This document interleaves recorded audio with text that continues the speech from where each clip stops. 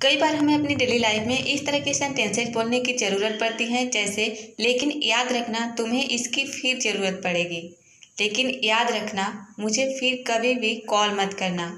लेकिन याद रखना यह फिर कभी नहीं होना चाहिए।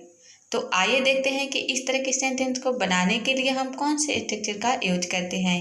तो इसके लिए सबसे पहले लिखेंगे बट रिमेंबर, जिसका मतलब होता है लेकिन याद रखना। इसके बाद सेंटेंस लिखेंगे, ये सेंटेंस किसी भी टेंस में हो सकता है। तो आइए अब इसके कुछ एग्जाम्पल देखते हैं। तो पहला एग्जाम्पल है, लेकिन याद रखना तुम्हें इसकी फिर ज़रूरत पड़ेगी। But remember you will need it again. But remember you will need it again. लेकिन याद रखना मुझे फिर कभी भी कॉल मत करना।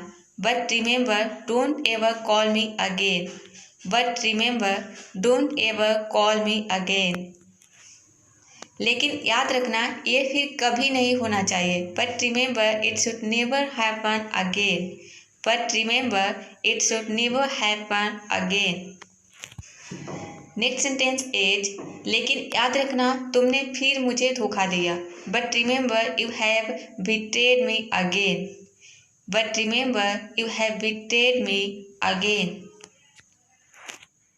लेकिन याद रखना मैंने तुम्हारा पैसा दे दिया है। तो इसका जवाब आपको कमेंट बॉक्स में देना है।